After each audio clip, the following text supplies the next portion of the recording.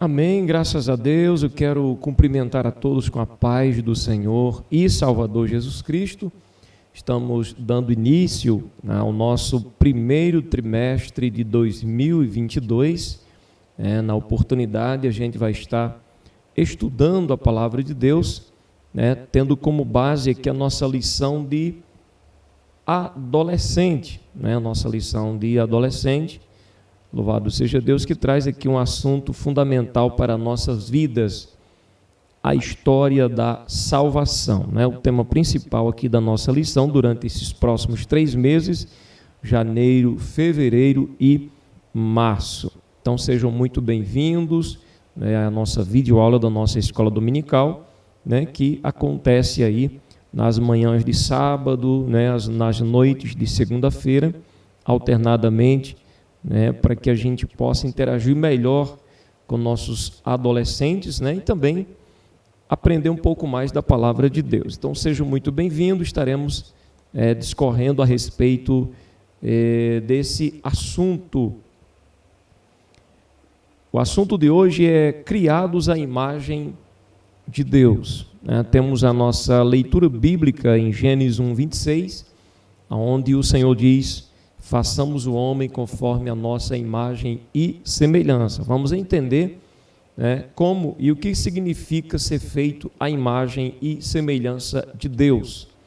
Nosso texto base aqui, nós temos aqui como mensagem Gênesis 1:27, que diz: assim Deus criou os seres humanos, Ele os criou parecidos com Deus, Ele os criou homem e mulher. Então, desde já iniciamos esse novo trimestre, trazendo aqui a respeito da verdadeira criação de Deus, a maneira que Deus criou o homem. Louvado seja Deus. Então vamos fazer aqui a nossa leitura inicial, no nosso capítulo 1. Chegou a hora de aprendermos um pouco a respeito da criação da vida humana. Os amados vão poder entender um pouquinho, a respeito da criação da vida humana. Como que aconteceu? Como que ocorreu isso? É verdade que nós somos criados por Deus ou que somos aí a evolução de uma espécie? Na verdade, nós não evoluímos. Deus nos fez conforme a sua imagem e semelhança. Deus já havia criado todas as coisas para recepcionar o seu maior e mais esperado projeto, o homem e a mulher. Durante a criação do mundo, Deus já tinha feito obras maravilhosas apenas com a sua palavra. Ele disse: haja luz, e a luz veio a existência. Ele disse que a terra produzisse, a terra produziu. Ele disse que houvesse luz, luzes no céu, e tudo ocorreu conforme o seu poder. Esse texto da criação a gente encontra aqui em Gênesis capítulo 1, verso 3, verso 11 e verso 14. Porém, quando formou as pessoas, quando Deus formou as pessoas, não houve ordens como anteriormente. Ou seja, Deus, quando foi para criar você, quando foi para criar a cada um de nós, não foi a partir de uma ordem. Mas o que aconteceu? O Deus Trino, o Pai, o Filho e o Espírito Santo, em perfeita unidade, decidiu. O que Ele decidiu? Agora vamos fazer os seres humanos. Gênesis 1:26, a parte já do versículo.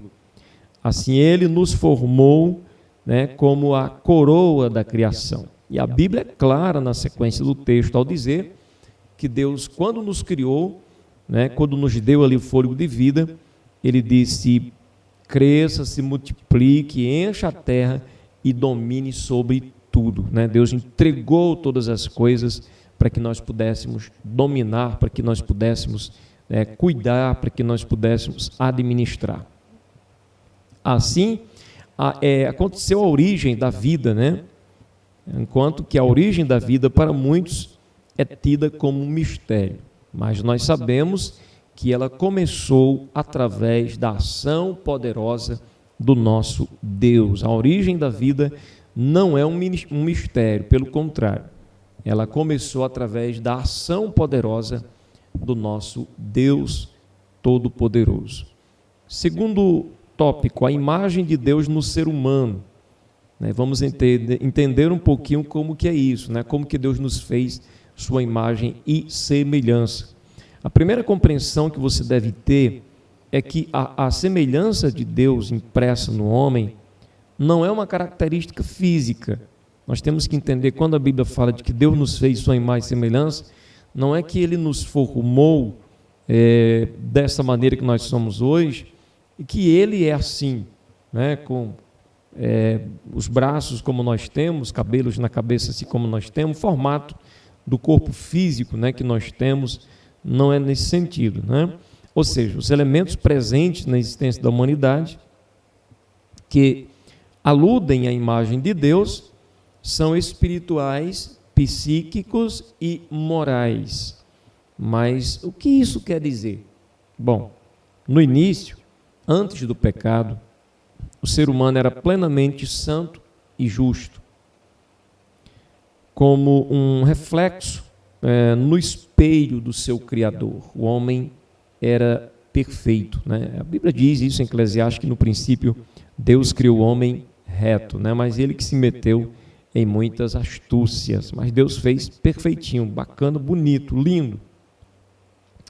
Isso tudo veio a mudar através da queda do homem em pecado. Após a queda do homem em pecado, a gente vai ver isso em Gênesis 3, versos 6 e 7, essas características foram desfiguradas e só podem ser restauradas por meio da salvação em Cristo Jesus. Quando o poder salvífico do Senhor nos envolve, Ele nos envolve restaurando a imagem de Deus em nós que foi deturpada pela presença do pecado.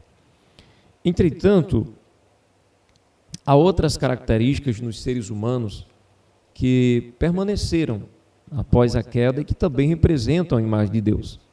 Essas características diferenciam a humanidade de todo o restante da criação. Vamos conhecer algumas delas. Por exemplo, a capacidade de adorar, a capacidade de orar, a capacidade de estar em comunhão com Deus, a consciência de existência, a racionalidade, a capacidade de raciocínio, a capacidade de pensar, o livre-arbítrio, o direito de escolher entre direita e esquerda, entre o bem e o mal, e também podemos dizer o poder de fazer escolhas, de se arrepender, mudar de vida, o senso moral, isto é, saber diferenciar o certo do errado, entender que fomos feitos à semelhança do Criador, nos dar a base necessária para a construção da nossa identidade.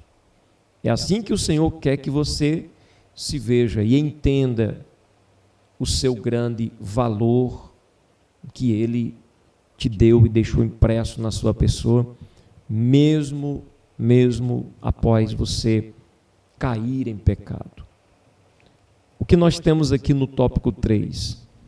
A autoridade sobre a criação.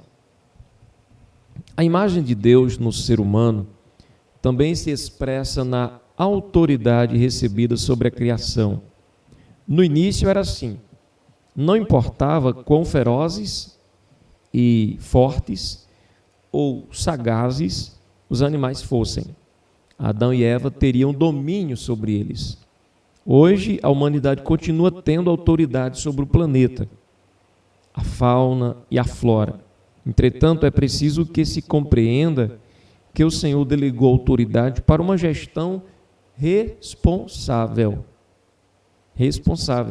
visando a preservação da vida. Ou seja, em outras palavras, Deus não nos entregou o planeta para que tenhamos ou tivéssemos autoridade sobre ele, para que nós viéssemos a abusar da autoridade e destruir o planeta, e destruir a fauna, destruir a flora, destruir os animais. Não, Deus nos entregou para que a gente pudesse zelar, administrar, conduzir, aproveitar aproveitar de tudo que existe na natureza, aproveitar para o bem, né, para o bem comum de todos.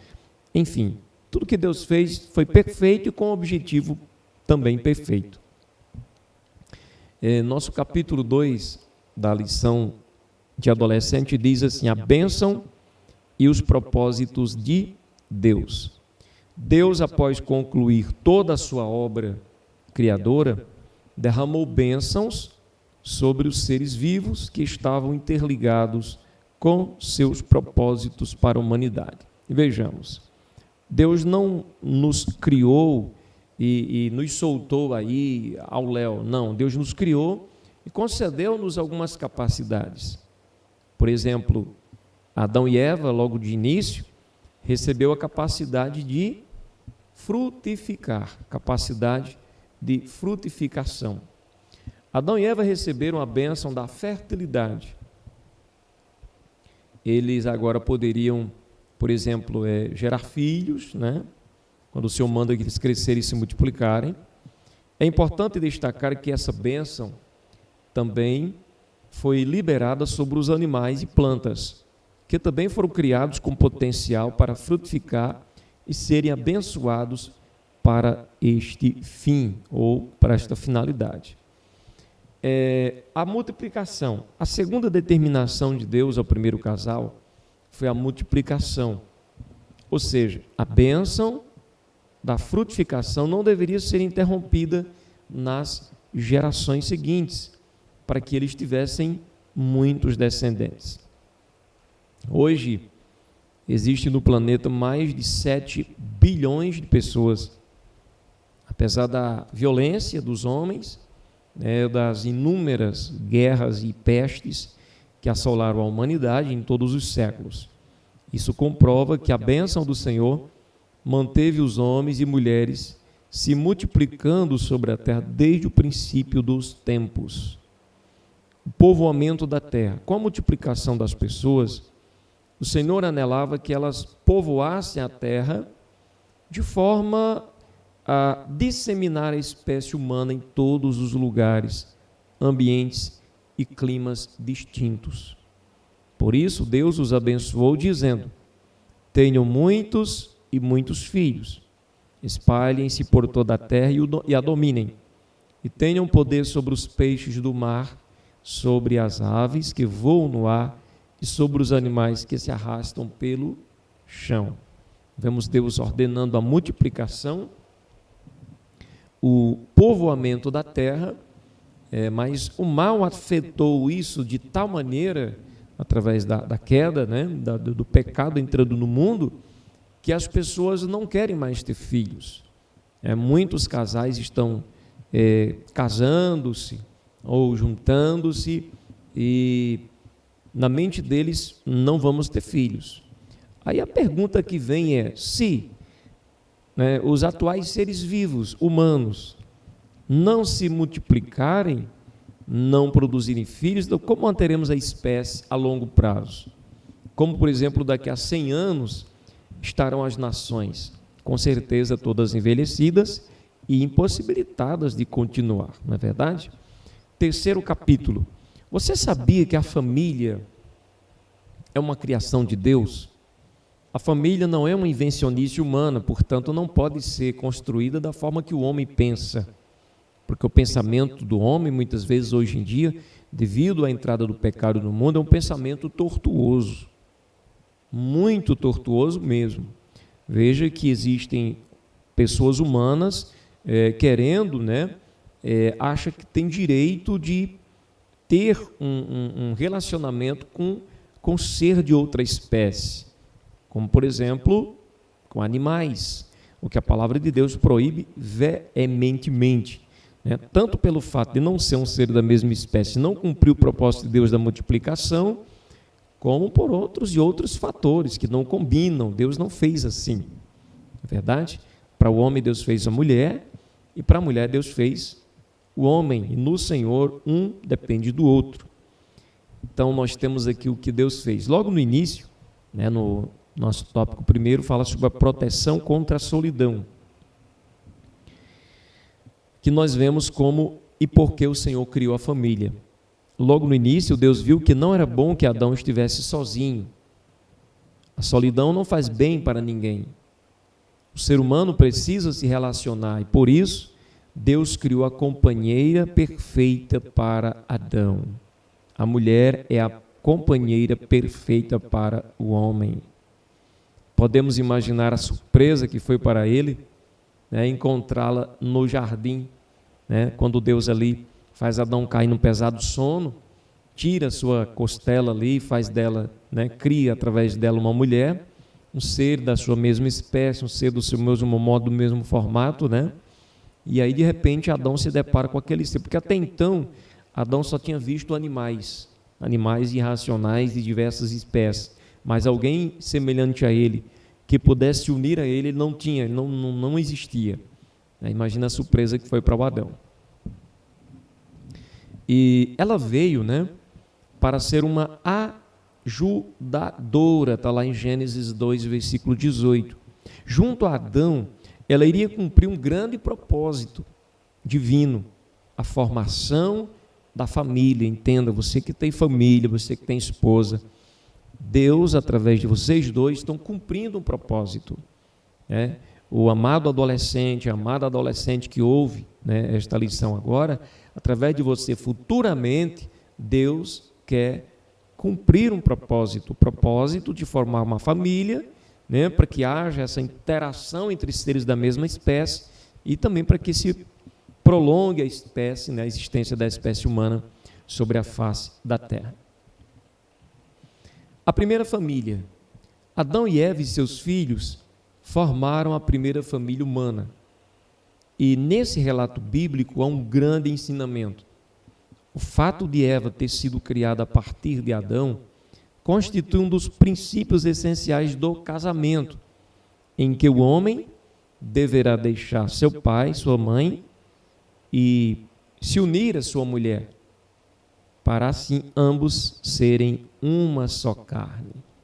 É tremendo, né? Maravilhoso o projeto de Deus. Concluímos esta lição dizendo que todas as coisas vieram à existência por meio da palavra de Deus. Mas em relação à criação da humanidade, o Senhor entrou em ação e formou do pó da terra um corpo físico. E soprando em seu nariz, deu-lhe o fôlego de vida. E não parou por aí, pois ele fez as pessoas conforme sua imagem e semelhança, dando ao ser humano a capacidade de pensar, avaliar, planejar, desejar, criar, sentir, amar e escolher, né? Tudo isso Deus nos concede aí nesse pacote, né? É um pacote completo que vem quando nós somos criados à imagem e semelhança do nosso Deus. Deus deu aos seres humanos poder e domínio sobre toda a terra e os presenteou com a bênção do casamento e da fertilidade. Lembre e saiba de uma coisa: casamento é bênção de Deus. Se algum casamento você viu que não deu certo, ou se você mesmo descende de um casamento que não deu certo, se seus pais se separaram, né, se seus pais findaram traindo um ao outro, enfim, se houve todo um conflito e hoje estão separados, mas não, Deus não criou assim. Isso acontece por causa da maldade que entrou na raça humana através do pecado e pelo fato das pessoas não temerem a Deus, né? Quando elas não temem a Deus, elas não têm condições de cumprirem o propósito do Senhor, mas o casamento com a bênção de Deus, com a direção de Deus, é bênção, é abençoado pelo Senhor. Então, terminamos dizendo que o ser humano é parte de um projeto perfeito, né? Advindo aí do coração do próprio Deus. Então, queridos, nos próximos 3 meses, né, vamos aprender a história da salvação. Talvez você se pergunte, será que isso vale a pena? Claro que sim, né? Lógico. Compreender como tudo começou e o passo a passo de Deus pelos séculos possibilitará a compreensão total do maior presente que alguém pode receber, a salvação. Nós terminamos a primeira lição, um pouco bem breve, introdutória, falando da bênção do casamento, e até trago à memória que alguns adolescentes podem estar sendo vítimas de um casamento estragado. Por que foi estragado? Por causa que o homem caiu no pecado e o pecado o dominou. Então a maldade leva as pessoas a trair umas às outras, a maldade leva as pessoas a se desentender, brigar, discutir e findar separando-se. Mas a bênção da salvação chega para mudar tudo isso e fazer agora as coisas darem certo. Portanto, estimulo os amados que me ouvem agora a aprender acerca da salvação. Que Deus abençoe a tua vida. Até a próxima aula em nome de Jesus de Nazaré.